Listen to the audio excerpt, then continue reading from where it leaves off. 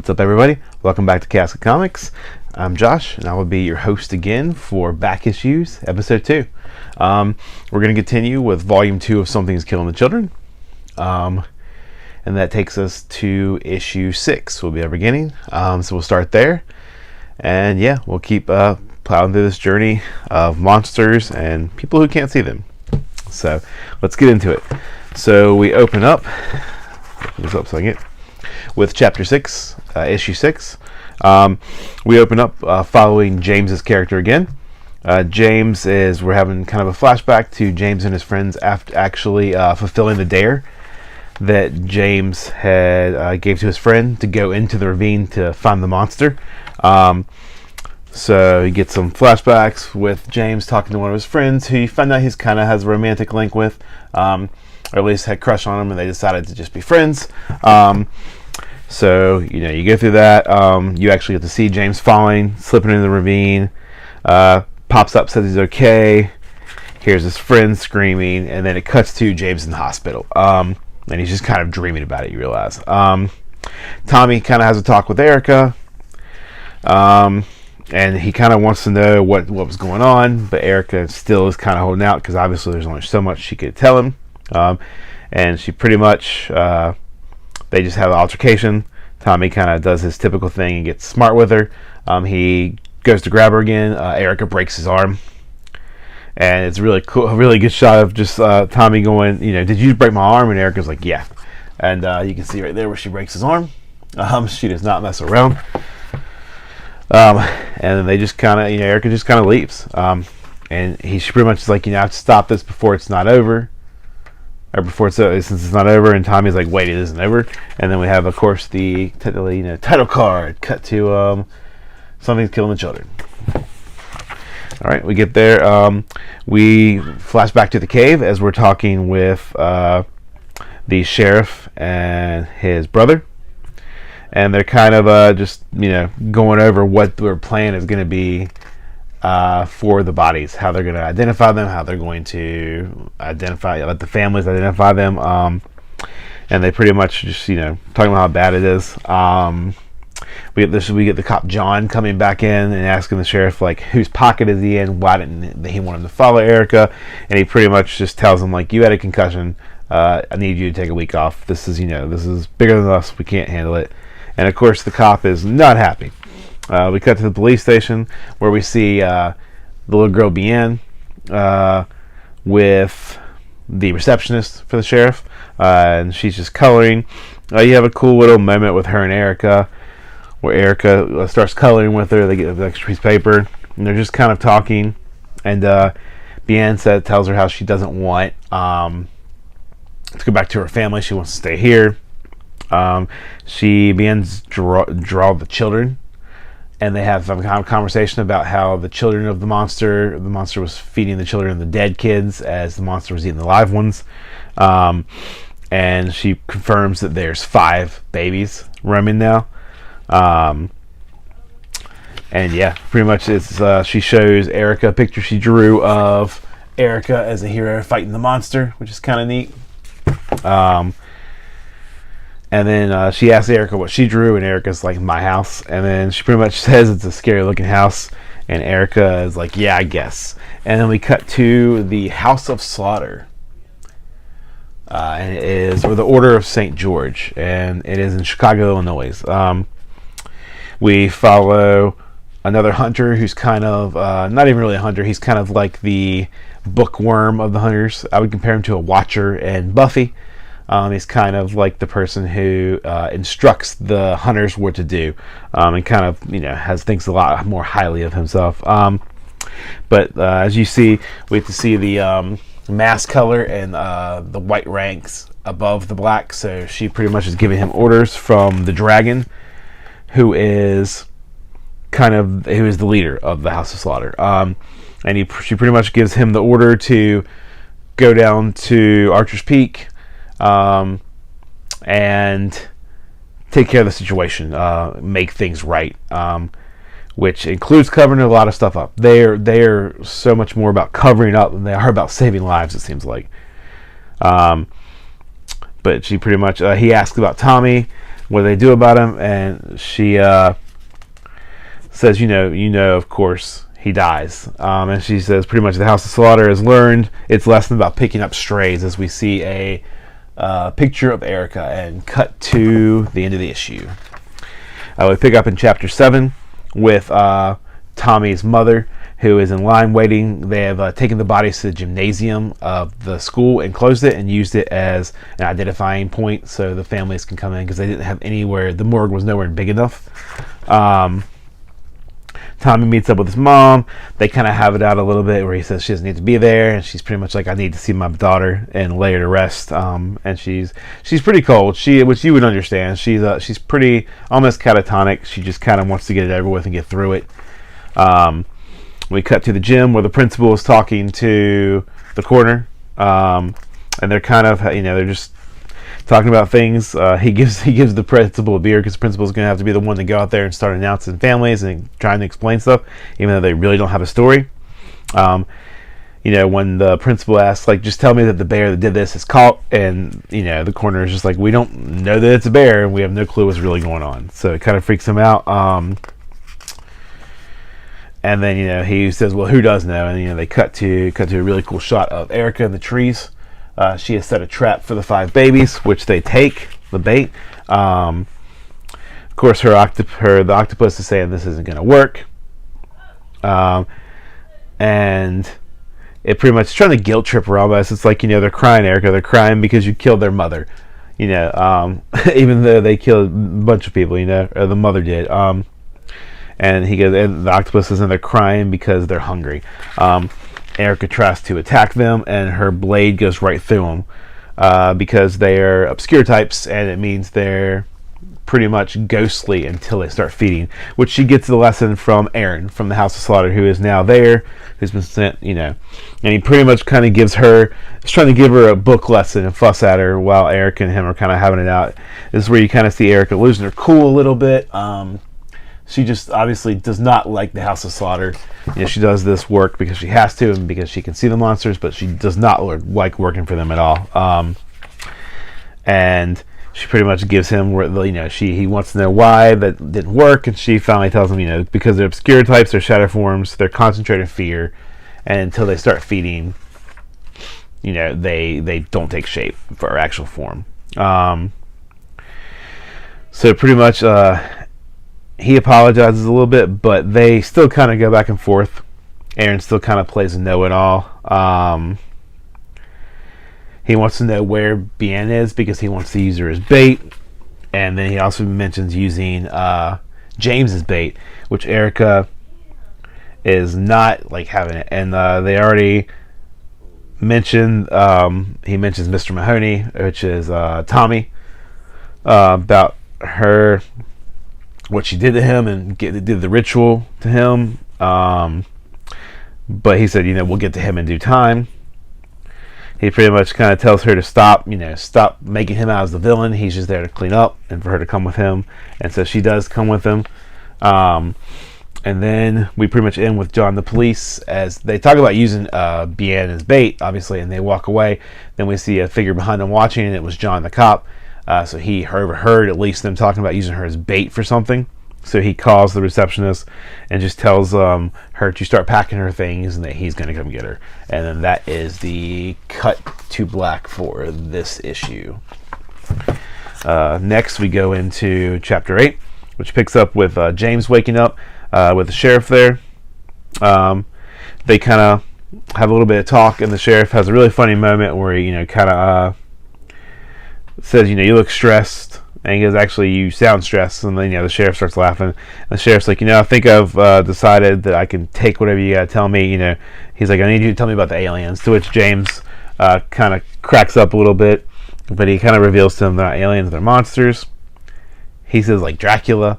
And James is like, no, not like Dracula. More like a big shadow thing that eats kids. He's like, I don't know what you call it. And then he kind of asks him more about Erica, which James says he doesn't really know that much about the story, about what's going on. He mentions about Tommy being able to see him. And pretty much the sheriff kind of gets mad because he knows that Tommy's there and he needs to talk to him. We then cut to Bien with the receptionist. They kind of have some funny back and forth, to which Erica and Aaron show up. Deanne's talking about taking her markers because they're going to take her, and Aaron just kind of like loses his cool, and just then John shows up and points a gun at him. And the receptionist doesn't know what's going on. She says, I'm going to have to call the sheriff. I'm going to have to call Joe about this. And before she can finish, Aaron just cracks her in the face, which this is a little old lady receptionist, and he just doesn't care. And then, he pretty much said, I thought I knew the loose ends of this, but I guess there's more than I thought. Aaron starts kind of like going back and forth with Joe, arguing. Joe pretty much says, I'm going to take the girl. You're not taking her. Aaron goes to go forward, and Erica actually just knocks Aaron down, knocks him out, and she pretty much starts talking to him and trying to kind of explain John what's going, not necessarily what's going on, but she's just like, I know you're trying to take her, and you're trying to do it for the right reasons, so go ahead and take her. And pretty much tells him to get out of there with the girl. And then she looks around and realizes that Aaron and the receptionist are knocked out, and that she's just in this pickle. Then we flash back to the corner, talking to everybody. Sheriff Joe's brother. He's pretty much there getting ready to start announcing names to bring people in to view the bodies. A shot of Tommy's mom. Tommy kind of telling her, like, we could be here for hours. You don't need to be here. And she pretty much just tells him, you're a grown man. Go find something better to do than wasting my time. So he walks away. Talks to his friend and asks her if they want to leave the town for a little bit. But he ends up seeing something in the woods, like a shadow. So he goes in after it. And then we cut to Erica taking care of the receptionist as Aaron's waking up. He's just kind of being bratty at first, but he just, once again, Aaron and Erica just kind of go back and forth, and you get both perspectives. Like, Aaron is definitely more cold than her. Erica's more like, I'm a hunter. You've been, like, housed up in the house of slaughter, giving orders, but you haven't been in the field. But he's just pretty much like, we need to get bait, and not quick, because these things it's going to get out of hand. Obviously, Tommy walks in. We cut back to Tommy. He's walking into the woods. He finds a blood trail, to which he finds another dead kid, which means the babies have fed already, which is not a good thing. It means they're starting to start getting, bigger and getting stronger to eat more things. So Tommy starts kind of freaking out, and then gets surrounded by the babies as the issue ends. Then we pick up with Chapter 9, where you have two more kids who are the two brothers of the kid that Tommy just found dead. They're kind of looking for their other brother as they come across Tommy running and saying, we need to get the heck out of here, run. Of course, the kids don't really listen to him, and the first one just gets impaled by the monster right away. And then we cut to pretty much the kids freaking out. Tommy's trying to protect the remaining kid, and he's apologizing, saying he's sorry. When we cut back to the hospital with James, Erica shows up. And they kind of have a talk, and James kind of lets it out of like, you just needed me for bait. That's the only reason you want me to be there. And then she just says pretty much, yeah, and that's why I'm going to need you now. Like, this is, he's like, pretty much he just is like, you used me for all the information. You didn't really want me to come with you in the beginning. And she's like, well, yeah, that was the point. I didn't want you to get hurt, but now I'm going to have to put you in a worse situation because I need you to be bait and help me. We've got to get these things out, otherwise they're going to be too dangerous. And he just kind of confronts her a little bit more, and you get this thing where Erica finally breaks down, and he's asking, why are you even here at all? And Erica pretty much just says, because once upon a time there was a little girl in a small town just like this, and she watched something nobody else could see rip her best friend open. And we get a really cool, like, little flashback to Erica as a little kid, and kind of get a tiny bit of, backstory touch. She said it grew so strong it managed to kill my mother and father. She's like, but I could see it and I had to do something. And obviously we get Erica. She says she injured the monster enough to where when somebody showed up in a black mask, it was injured enough for the black masked person to take care of it and saved her. And then she says she helped me capture it and cage it, my favorite stuffed animal. And then she offered to train me at the House of Slaughter to be a hunter in the Order of St. George, just like her. So we get a cool little exposition backstory for Erica. And she says, I thought I was going to become a part of something good, but I realized, like I said earlier, they are more worried about covering up than they are saving people, it seems like. So it kind of, with this talk, James decides he wants to help. And just then, Tommy's friend shows up that he had been talking to. And she tells Erica that he had told her that that Tommy had found them and that there was another dead kid. And Erica realizes that they've started to feed. We get the sheriff showing up, walking through the crowd, kind of, very sullen, because he realizes, he feels very responsible, even though it's not on him. But goes into the gym, talks to his brother a little bit, asking if the Mahonies has seen their daughter yet, because that's Tommy's mom. And he just realized they're just in the J's. Then one of the other police come in, telling the sheriff that some of the families are hearing odd noises coming from the forest. The two kids, there's Tommy and the one kid left. Tommy's trying to protect the kid, but the kid gets scared and runs away from Tommy. And before Tommy could even tell him, stop, I need to protect you, he gets also killed. And when it happens, Tommy catches him and he's bloody in his arms. And pretty much Tommy's like, just telling the monsters, just kill me too. But then he hears a voice that says, nobody else is dying, Tommy. And then pretty much has the sheriff found Tommy with a dead body and blood all over him. He pretty much says, you have the right to remain silent. And that cuts to that issue. Then we pick up with chapter 10, the last one, and this one, issue 10. We have the principal coming out announcing, with the family of Sophie Mahoney step forward, which Tommy's mom does. And, she just pretty much tells the principal he's trying to mutter through it, and she pretty much says, stop talking to me, I need to get ready. Still kind of catatonic, dealing with her daughter dying. We have the sheriff talking to his other deputies, trying to explain the situation if we need to get these bodies moved quietly. He's have to somehow tell this family that already lost their daughter that they just lost 2 more kids, and Tommy makes it a point to tell them 3. So this family that just lost their daughter lost all 3 of their boys as well. And the cop is just like, Jesus. The sheriff's just like, Jesus, like, what are we going to do about this?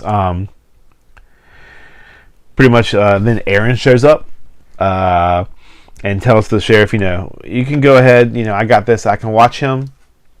I'm the person that you talk to on the phone. I can watch him, and you can go back and let the families know. And of course, the sheriff is just so fed up at this point that he just lets them do it.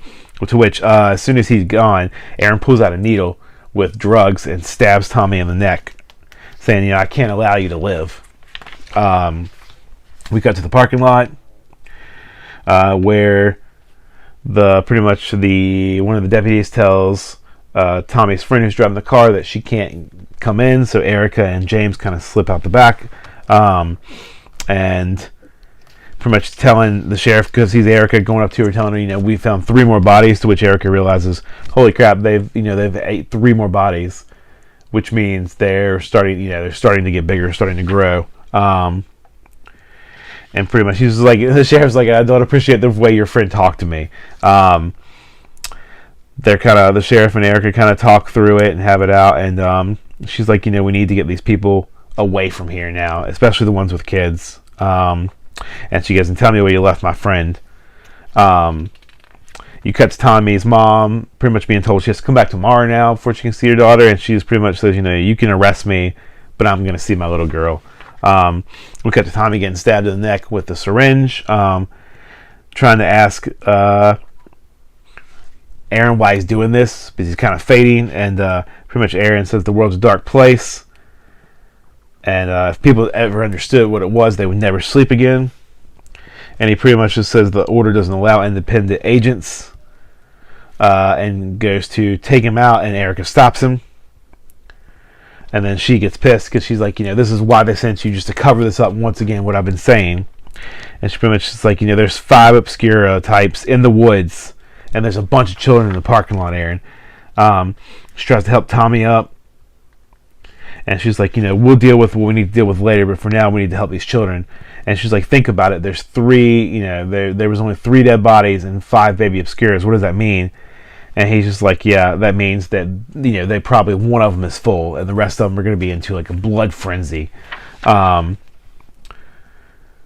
they pretty much have to stop people from getting hurt. We get cut to the parking lot as the kids all can see something that the parents can't see, and you see one of the girls sees one of the baby monsters coming up, which aren't so baby anymore. They're getting bigger. Tommy's trying to warn the sheriff to get the girl away. Tommy's mom sees him running, even though he's half drugged, and we unfortunately see the little girl get picked up and just get torn in half, because obviously the parents are just seeing this girl invisibly just get lifted up and torn in half. The sheriff freaks out. Tommy's mom's kind of panicking, and Tommy tackles his mom and tries to keep her out of the creature's reach.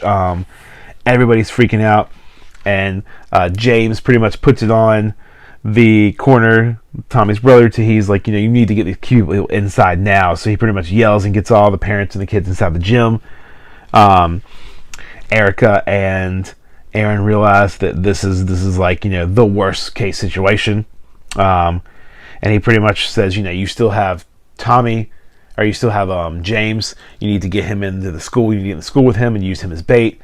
And while you do that, I'll distract the monsters. And pretty much, he says you have to draw them into a trap. And she's like, what do you think you're doing? You can't fight worth a shit. And he pretty much is like, I passed all the same field tests as you, and he said a few more. And she's like, now you're bragging. They kind of have it out, but you kind of see like, Aaron has this really good moment where he's just like, I'm not an evil man.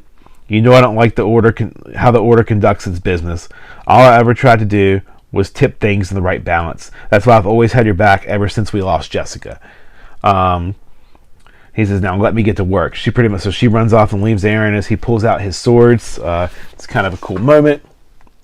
But unfortunately, Tommy asks, is he going to fight him? And Erica says, no, that's not what this is, Tommy. So you realize, unfortunately, Aaron goes after him, hits the first one, and then instantly gets his arm tore off, and he's just kind of like, not like this, not this soon. And then the last shot of this issue is the monsters all swarming and eating Aaron. So Aaron sacrificed himself to get all the kids inside. And then we get a to be continued. And that is it, guys. We will continue that in Volume 3 next week. That is Issue 2, or Episode 2, Volume 2 of Back Issues. I hope you guys enjoyed this. Once again, give me some comments, what you like, what you don't like. I'm trying to play around with structure for this still. Still kind of feel comfortable having the book in front of me. I've read through it, but it's easier to kind of have it broke down that way for me. Once again, got my contest going on still. If you haven't subscribed, please do so, and it enters you in the contest. And then every comment you make on the video announcing the contest forward will get you another entry.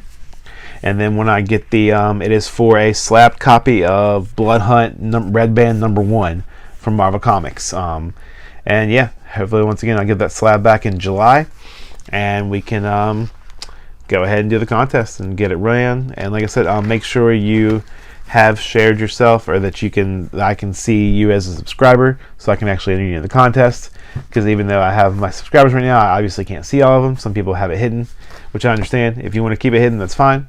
But just know that obviously, unless you make a comment, I know you're a subscriber, I won't be able to enter you in the contest. So guys, as always, keep reading comics, keep reading volumes, and keep reading back issues. See you guys next time. Thanks.